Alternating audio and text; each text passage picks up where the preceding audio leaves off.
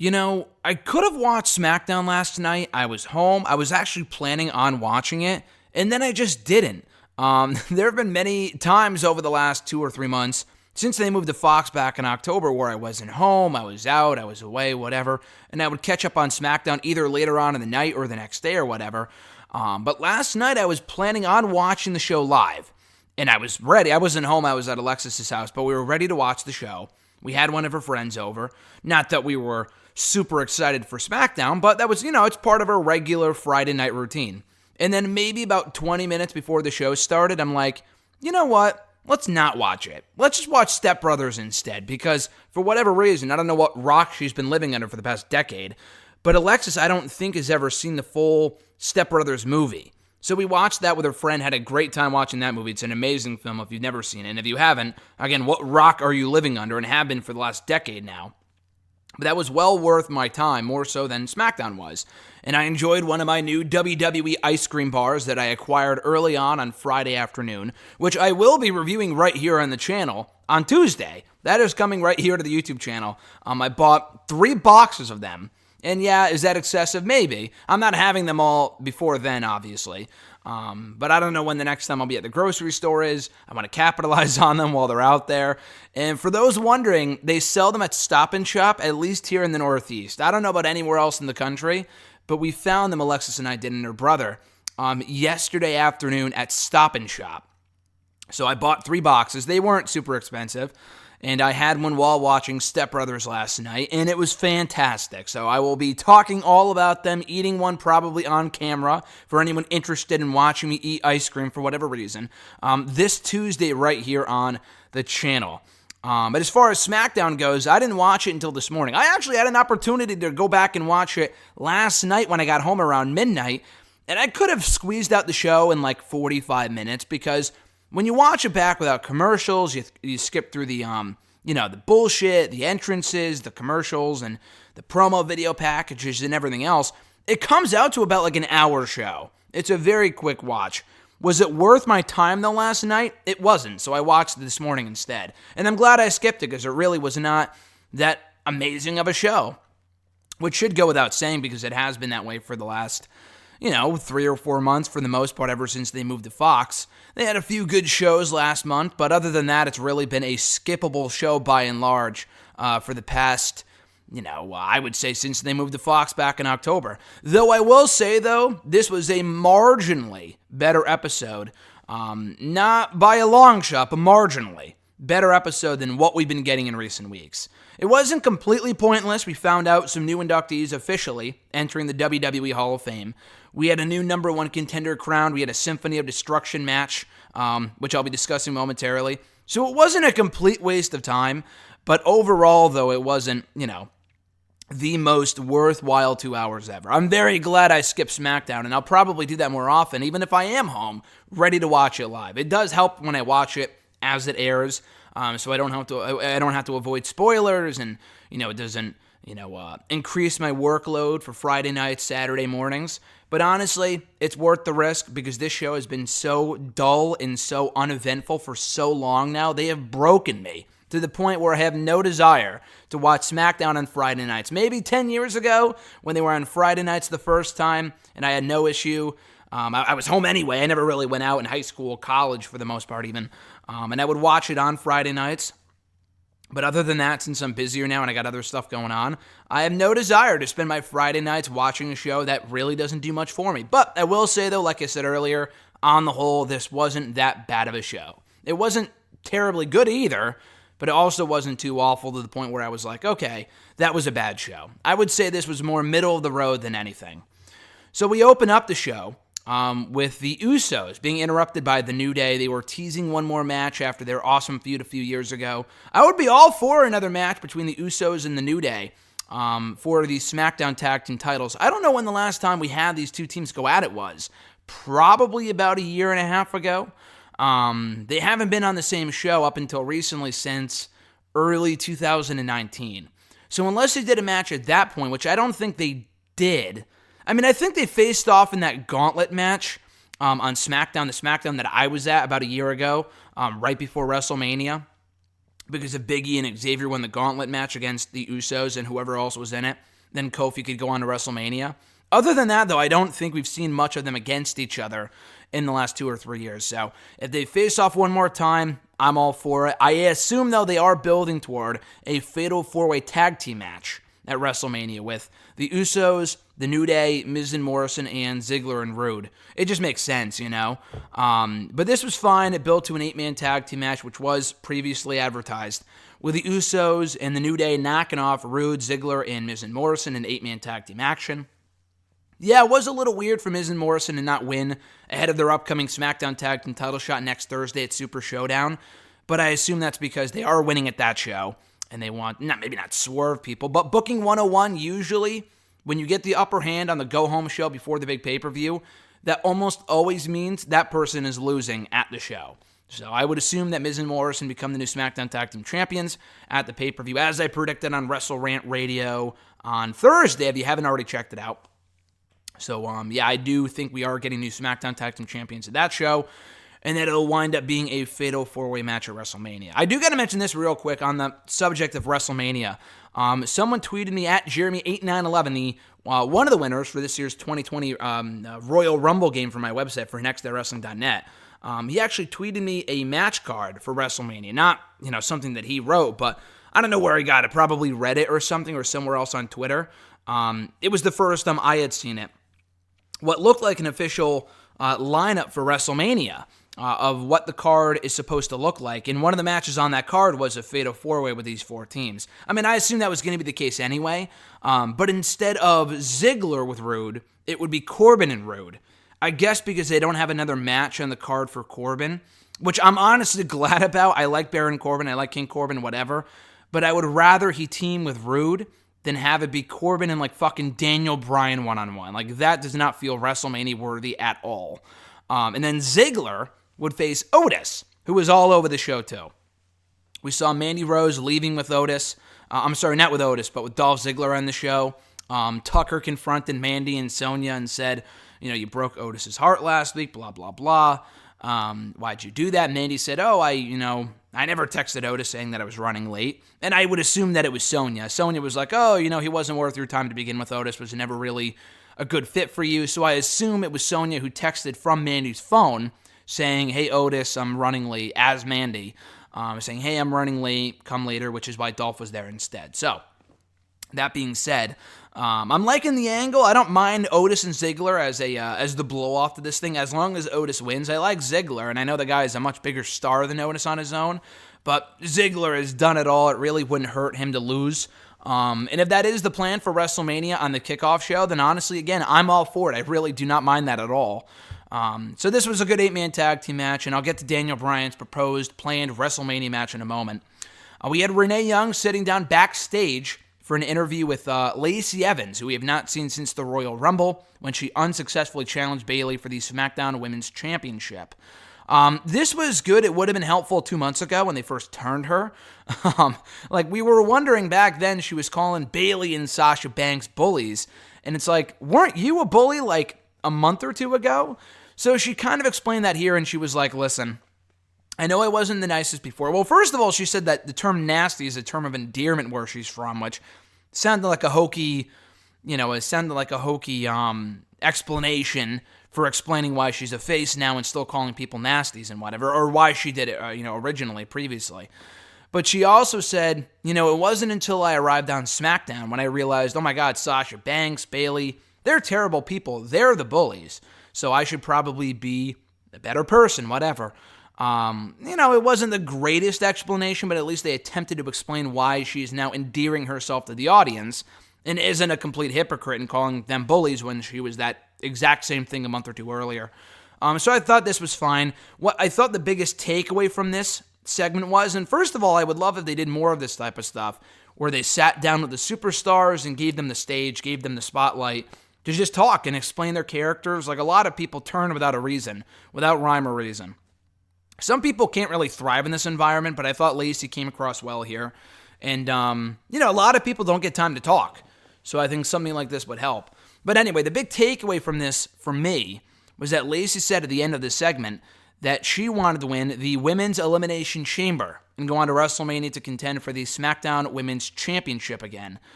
So that to me means that we're getting not one, not two, but 3 Elimination Chamber matches at the pay-per-view this year. Because Sheamus made mention of the exact same thing later on about entering the Elimination Chamber. So unless they're doing a fucking intergender Elimination Chamber, which sounds like a terrible idea, and they would never do that anyway, then it sounds like we're getting 3.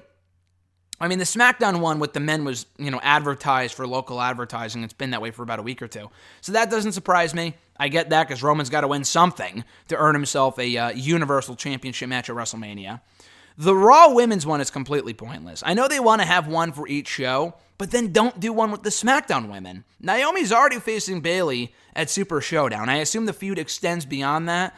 But if Naomi already earned her shot at the upcoming show, there's no reason to have her win the Elimination Chamber too. I mean, it wouldn't hurt her, but I'm just saying, do we really need 3 chamber matches on the same show? The answer is no, we don't. I don't think we've ever gotten 3 chamber matches on one pay-per-view. Ever. We've had 2, and that's normal. I don't really mind that. One for Raw, one for SmackDown, one for the men, one for the women. I don't really care about that too much. But, the Raw Women's one is completely pointless. Because we all know Shayna's facing Becky at WrestleMania. Again, they don't want to get rid of that because they want one for both brands, but then don't do the SmackDown Women's one. You know what I'm saying? That one of them has to go. The men's match is fine because Roman's got to win something. One of the women's ones has got to go because we know Naomi is probably facing Bayley at WrestleMania. I know that was on the proposed WrestleMania card, the one that was leaked online. So I guess that's where they're headed with that. Not Sasha Banks. I don't even know what her deal is. If she's cleared yet, I have no idea. I know there was a rumor that she was filming stuff for The Mandalorian, so maybe that's where she's been the last month or two. I don't know. I don't think so. I really do think she was hurt because why else wouldn't she be wrestling? They filmed segments with her on the show where she was there, but she just didn't wrestle. She didn't wrestle. So again, I do think she was hurt, but she was also filming too because she was at the Royal Rumble. Why wouldn't she have been in the Women's Rumble match? I thought that was a little weird. We know that she was at the pay-per-view. I've seen on that day of show, they showed a shot of her backstage, or maybe it was somewhere else. I don't know. But anyway, they got to get rid of one of these chamber matches. One of them is completely pointless. 3 is complete overkill. So I thought I thought that was really dumb. Maybe that won't be the case, and she just misspoke here. I don't know. And they won't do one with the women after all. I've heard no mention of that. The Raw one is already set in stone. We're getting that. They're not doing that. The men's one was advertised, and they could always change it, but I think that just makes more sense than the women's one for SmackDown. So I thought that was a little silly.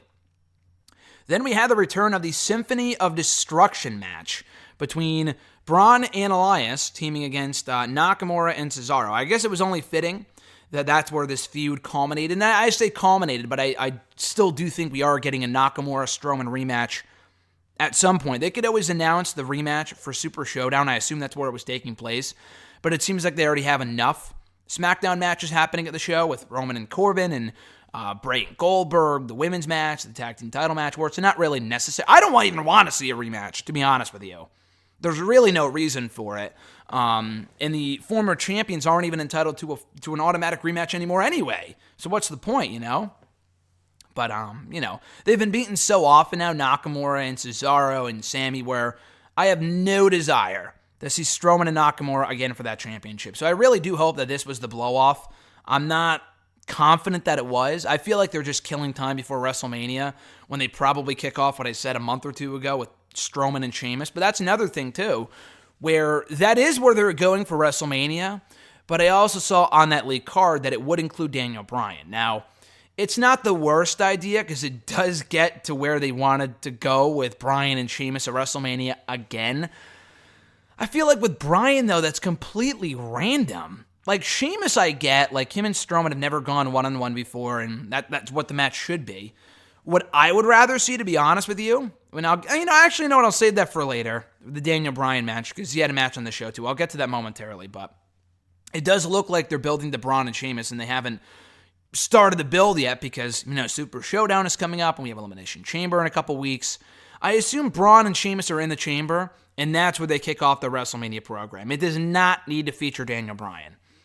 It really doesn't. That just feels completely random. It had nothing to do with the Intercontinental title for a long time. I know he teased it back in October, but that was when Nakamura was champion, and now that he's not in the picture anymore, it just doesn't make any sense. So I'll get to that later, but I really do hope it's Braun and Sheamus one-on-one of the event. As far as this match goes, again, I thought this was a lot better than I thought it would be. Not going to lie to you. The first match was a complete squash when Braun beat Elias 2 years ago. This was way more competitive. I thought they made good use of the extreme environment. That final power slam from Strowman to Nakamura from the commentary table to the piano looked fucking brutal. My God, you could not pay me any amount of money to take that spot. Maybe $1 million, but that still looked like hell. How Nakamura's back is not fucked up from that, I have no idea. But that looked crazy. This was a fun match, though. The crowd was into it. Strowman and Elias, they're over right now. It doesn't do Nakamura and Cesaro any favors. I mean, Cesaro is he's been a stepping stone for years, so it doesn't really matter. For Nakamura, though, he could still be something. And I know he's been a 2-time U.S. champion, NXT champion, won the Rumble, U.S. IC champion, whatever. He still currently feels like a perennial loser because he can never win when it matters most. When he faced Jinder, when he faced AJ, when he faced, now Braun Strowman, all these other people. He wins the inconsequential matches, but he never wins when it matters most. So the guy comes across like a complete loser right now. I'm not a fan of that, but at least Strowman and Elias are still going strong. We then had the Moment of Bliss with Alexa Bliss hosting the Moment of Bliss with the Bella Twins. So we found out even before they came out, Alexa Bliss, as soon as she started running down this year's inductees into the Hall of Fame, you knew exactly where this was going. Unless you live under a rock, and you're probably the same type of person who has yet to see Step Brothers, you probably must have known the Bella Twins were going into the Hall of Fame this year. It's been rumored for the past at least week or so. And I talked about this already on WrestleRant Radio on Thursday. Personally, I don't have an issue with it. I'm not petitioning for them to go on this year. I think it's way too soon. They just retired maybe about a year and a half ago, and I feel like the only reason why they're going in this year, not because they have a shortage of women, like Michelle McCool, someone brought it to my attention. Why isn't she in yet? Like, even people don't love Michelle McCool, but like, she is far more qualified, in my opinion, than the Bella Twins right now. AJ Lee, she's another one. She's been retired for much longer than the Bella Twins, and they're putting them in now. Probably because they're still relevant, and I'll get to why in a second. But anyway, when it comes to other women, like they could have put McCool in, AJ, some other women, but they put in the Bella Twins for 2 reasons, in my opinion. One, because they're both pregnant right now, and they were probably planning this well before they announced their pregnancies, but they're in the news right now with the whole pregnancy thing, and that's great. I think that's awesome. The second reason is their show comes back literally days after WrestleMania. So this is like the perfect plug for them to plug it's like the fucking 5th or 6th season of Total Bellas. It comes back on like the 9th, I want to say, the Thursday right after WrestleMania. So it's perfect promotion. They're still relevant, and they also know that they're both done in the ring. They both have, they're going to have kids in not couple months, but like later on this year. And Nikki Bella, I think, is going on the record and saying, I can't wrestle anymore, period. Like, I can't wrestle. I think they were supposed to come back, and they've confirmed this, for a tag team title run against the Iconics, I think, right after WrestleMania. But then Nikki found out she legit could not compete anymore. So they nixed all the plans, and that's why the Iconics literally did nothing after WrestleMania, was because the Bella Twins had to pull out of the whole program, and it sucks. And I think, not everyone's a fan of the Bella Twins. I know I'm not the biggest fan of theirs, but it would have been cool to see them chase the tag titles and give that some more meaning, because they've been a women's tag team since they started in the company over a decade ago. It just makes sense, and we never really got to see that because, Nikki had to retire before those titles came to be with her neck injuries and whatnot. And Brie, I don't really need to see Brie come back for a singles run. She wasn't really that good to begin with. So anyway, I thought this was only inevitable. I have no issue with them going in. Again, I already discussed this in depth on Thursday's WrestleRant Radio. But in a nutshell, former Divas champions. Nikki was the longest reigning Divas champion of all time before the title was deactivated in 2016. They have their own shows really. They were the innovators behind Total Divas. And if it wasn't for them, that show probably would not have existed or exists, whatever, even though they're not really on it anymore nowadays. They have Total Bellas. They're all in the news. They've been in, shows, movies, whatever. It just makes sense. I get why they're going in. They were a big part of that Divas Revolution. They've been around for a long time. They weren't the reason, like the sole reason why we had better wrestling. They've never been the greatest wrestlers. Nikki definitely more so than Brie, at least in the tail end of her career. But they were never known for having amazing matches. Like, they were big characters. People knew who they were.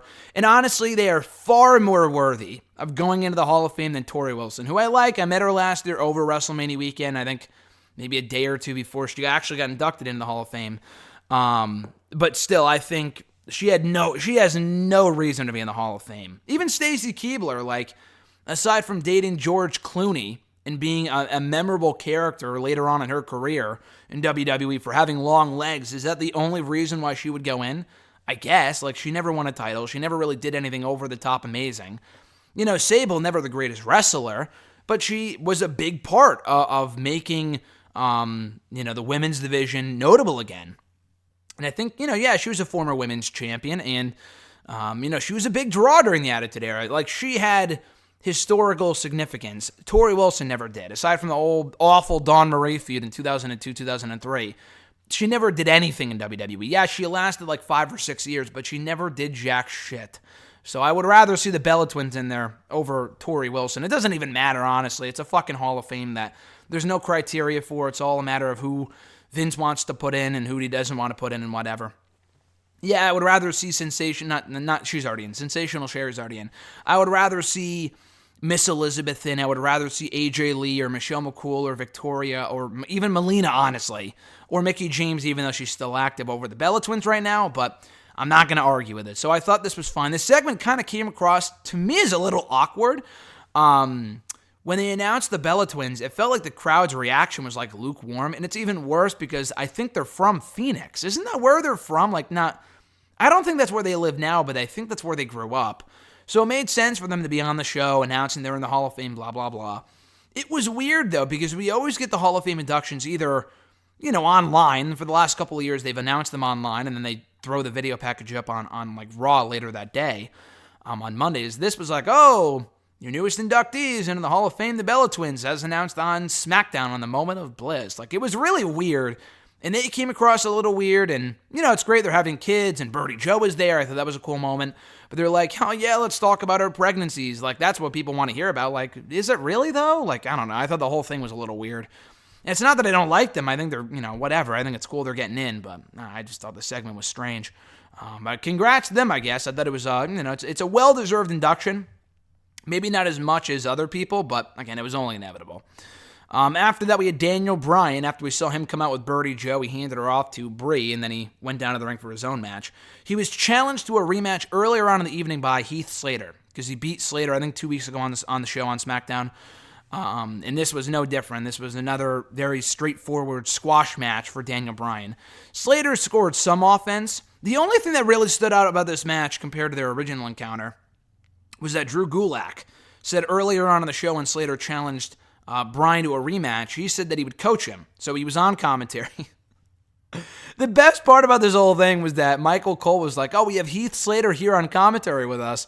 And then Corey Graves immediately corrected him and said, no, it's Drew Gulak. Heath Slater's in the ring. We have Drew Gulak here on commentary. That's got to suck for Drew. And then Drew, not missing a beat, goes, Michael Cole, are you sleeping? It was so funny. That had me almost in tears. I thought that was so funny. But yeah, so Gulak was like, oh, don't go to the top rope. He was yelling at the top of his lungs to Heath. He was like, don't go to the top rope. And he did anyway. He missed. Bryan wins, obviously, as he should have. So it looks like they're doing something with Heath and Drew. It's interesting. I mean, it gets him on TV if nothing else. I don't see them being pushed as a serious, pairing on SmackDown. But it's a lot like the Rhino Slater pairing, where it didn't do a lot for me originally when I first saw it on paper. But those segments where they went to Heath's house and they were talking about his kids, and he's got he's got kids and he's got to win the tag team titles for his kids. I thought it was great storytelling. It was great entertainment. And, Heath has always made the most of everything he's been a part of, so I'm sure this will be entertaining if nothing else. And it gets Drew on TV. If nothing else, it gets Gulak on the show. They have done absolutely nothing with the guy since they moved him to SmackDown in the Superstar Shakeup. Why even fucking bother? Just keep him on 205 Live. I know he won the title. He did everything he could over there. Whatever. But, 205 Live is not a great show at all anymore.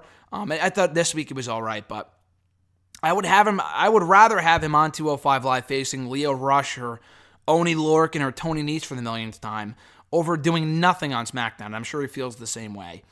So we'll see where it goes. For Bryan, like I said earlier, it looks like the plan, like I said, according to that leaked WrestleMania card, is Strowman, Sheamus, and Bryan in a three-way for the Intercontinental title at WrestleMania. I do not like that idea. I think it should be Braun and Sheamus straight up. There's no reason for Bryan to be involved in that at all. He has I know he was IC champion, 5 years ago? He won it at WrestleMania 31, 5 years later, maybe going back for it.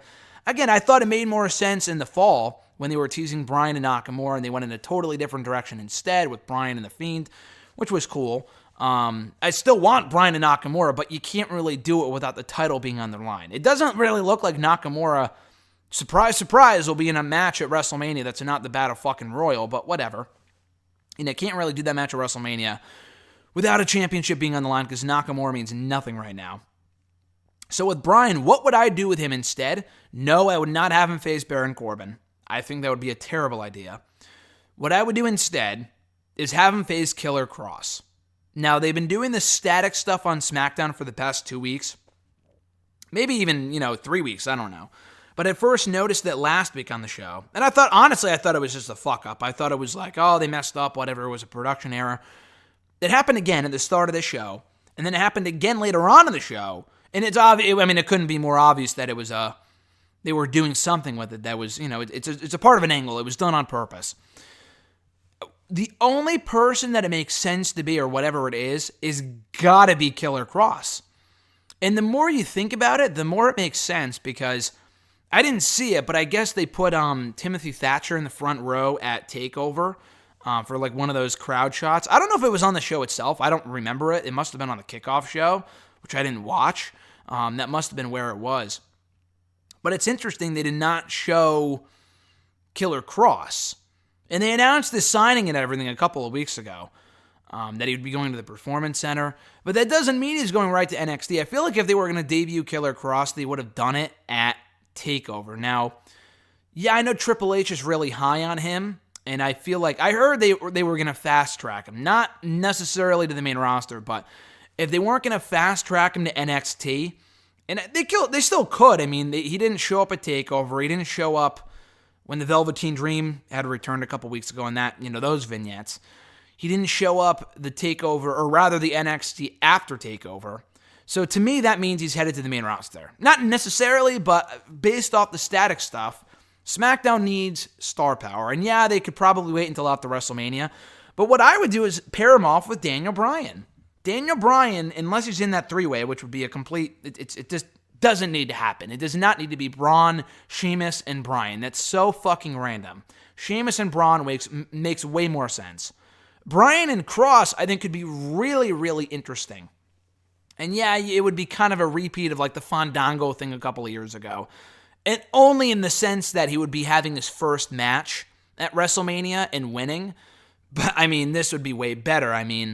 Bryan's a lot like Jericho, where he's very selfless. He would absolutely lose to Killer Kross. It would mean something because it's Daniel Bryan, even though Bryan really isn't at like the peak of his career right now. He's coming off a string of losses to the Fiend.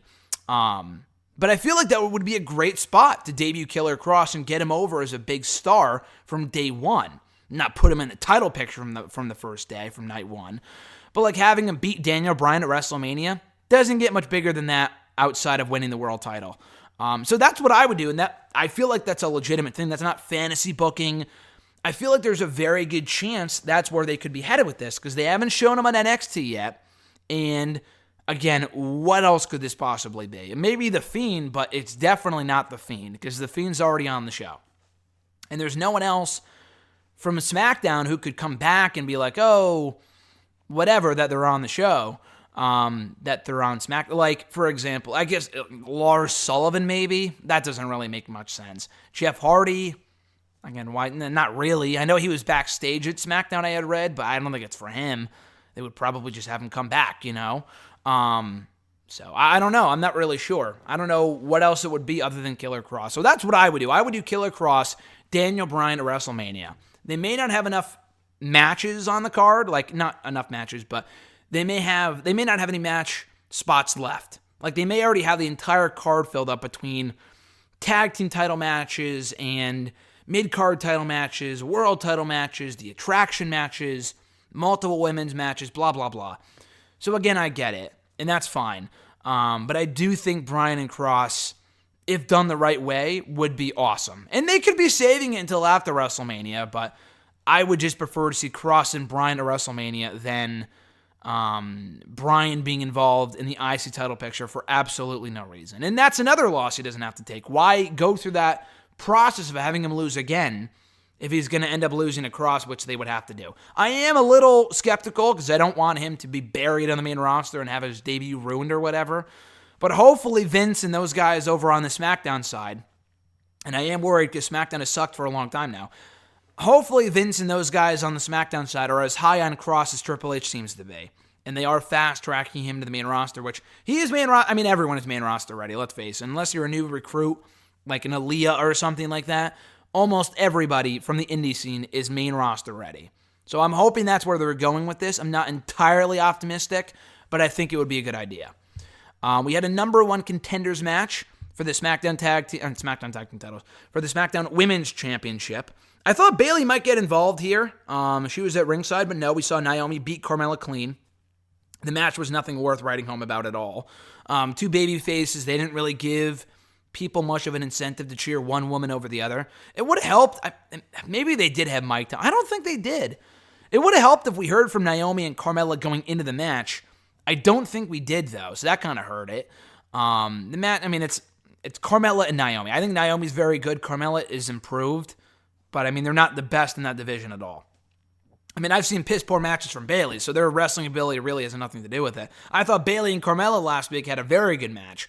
This, not so much, but at least Naomi won. I was hoping for a triple threat because I would have saved Bayley versus Naomi one-on-one for the first time ever for WrestleMania. But I guess maybe they have a fuck finish planned. And if Naomi wins and they do a rematch at WrestleMania, I mean, who cares? Like, the whole, the champion gets a rematch, like at WrestleMania, that means nothing, to be honest with you. It's like Finn Balor and Bobby Lashley. That's what they did with them at WrestleMania, but at least Finn was, he was the demon, so it was kind of different. Naomi and Bayley in another straight-up rematch with Bayley as the challenger does nothing for me. So I'm hoping they're holding off on Naomi winning the title till WrestleMania. And if they do, she gets another big WrestleMania moment. That's huge. Because Naomi in the last 3 years alone, I think she was in the Battle Royal last year, got tossed out almost immediately. But 3 years ago, she won the SmackDown Women's Championship at WrestleMania. 2 years ago, she won the first ever, for whatever it's worth, WrestleMania Women's Battle Royal. So she very well may be becoming a 3-time SmackDown Women's Champion at WrestleMania. And I hope they do. I think that'd be an awesome spot for her to have at Mania. I think it makes more sense for her to win it there than fucking Super Showdown. Oh, the first ever women's title change in Saudi Arabia. Who fucking cares? Honestly. That's pure propaganda bullshit. So I would rather have her win it at WrestleMania, extend the chase as opposed to next Thursday in Saudi Arabia. But what was I even getting at? Oh yeah, Naomi's had a lot of cool WrestleMania moments. Even more so than like Sasha. Sasha has never won at WrestleMania. Bayley has, Charlotte has, Becky has, but never Sasha. Isn't that weird? And she might not even be wrestling this year at WrestleMania. I don't think that's an injury thing, but if Naomi gets that spot as the number one contender, Banks, according to that card that was leaked, and again, take it with a grain of salt, is going to be managing Bayley at WrestleMania. So, she has not had a great WrestleMania streak at all, but Naomi's already fucking, not 2-0, she's lost before WrestleMania multiple times.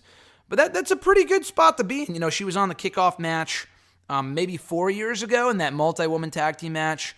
She was on WrestleMania with Brodus Clay, I think, as a Funkadactyl back in 2013.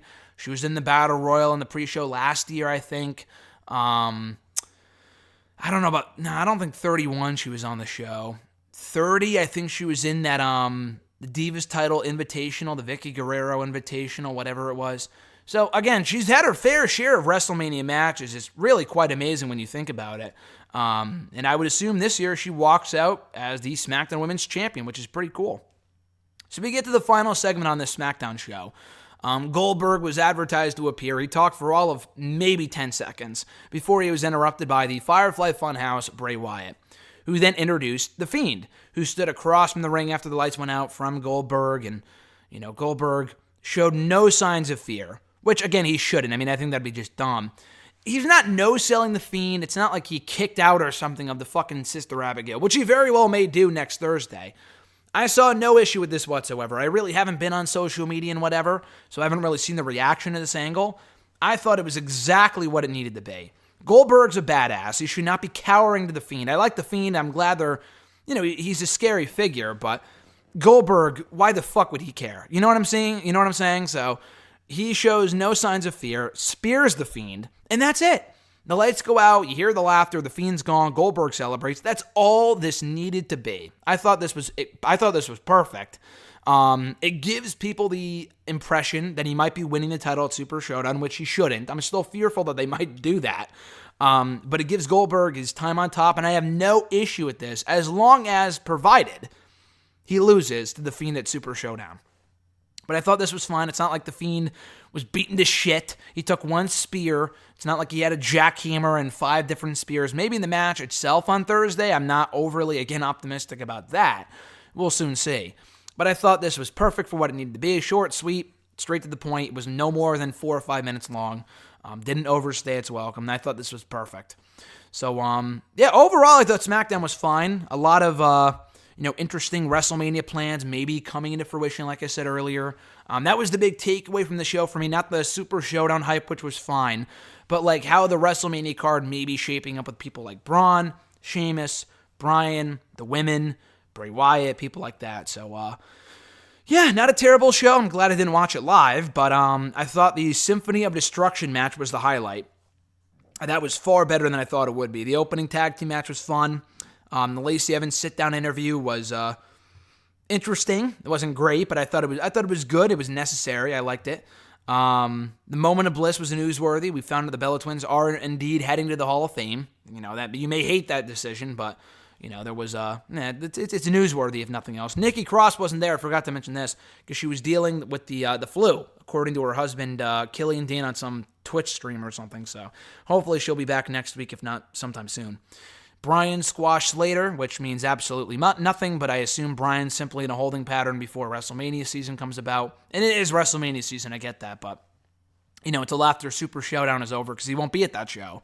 Bryan has made it very clear he has no desire to go to Saudi Arabia, so he will not be there next Thursday. We also found out that Naomi will face Bayley for the SmackDown Women's Championship at Super Showdown. So I don't know if I'll be watching the show live. I don't think I will be, but I will be watching it next Thursday. I would watch it live, but Alexis wants to watch it with me this time. And she watched Crown Jewel the first time a year and a half ago. She didn't see the Greatest Royal Rumble. She didn't see, last year's Super Showdown. She didn't see Crown Jewel in November or October, Halloween, whatever. She was busy all those times, so she will probably be watching this one with me, not live, but a couple hours later. So I may do a separate review for it. We'll see. I'm not 100% sure yet. I'll definitely have a written review up at some point, probably before the end of Thursday. Maybe I'll do a video reviewing it on, I don't know. I'm not really sure what I'll do. Maybe I won't talk about it at all. Maybe I'll wait to do Wrestle Rant Radio until after the pay-per-view. I'm not sure yet. But anyway, guys, thank you as always for checking out my audio review of SmackDown. If you want my written thoughts on the show, real quickly, straight to the point, it's available every Saturday, if not Friday night after SmackDown airs, on nextairwrestling.net. Check out the full Wrestle Rant Radio show for my full thoughts in the world of WWE and beyond. It goes up every Thursday on iTunes, Stitcher, Spotify, TuneIn Radio, iHeartRadio, Podbean, Google Play, nextairwrestling.net. It's all over the place, everywhere where your favorite podcast can be found. Be sure to like this video, drop a comment, share the video, and subscribe to the channel for more content, or check out more content here on the website if you're listening to it on nextairwrestling.net. Here on the channel, plenty to look forward to in the days to come. So I found out the Broken Skull Sessions episode with Big Show is going up at 10 a.m. tomorrow, which is awesome. So that means I should be able to watch it and review it tomorrow, the same day it goes up, which is cool. So keep an eye out for that. That review should be up tomorrow unless something comes up and I can't. So by my current schedule, that goes up tomorrow, from what I'm hoping. And then Monday would be my review of the latest episode of the Ruthless Aggression Show. And that show's been great so far. So check out my first 2 reviews of that from, last week, earlier this week. And then, I think there's one up on Monday and Tuesday of this week here on the channel. And then my 3rd review of that should be up on Monday. And then Tuesday, like I said earlier, my review of the WWE ice cream bars. And I should record myself eating one for those that are interested in that for whatever reason. So keep an ear out for that, an eye out for that in the days to come. Be sure to get notified every time a new video is uploaded. Every single day we've had a video go up here in 2020. So hoping to keep that streak alive in the days to come. So stay subscribed and keep those notifications on and alert so you're notified every time a new video goes up. That being said, guys, have a great rest of your weekend. I'm Graham G.S. Matthews, and I'll catch your ass down the road.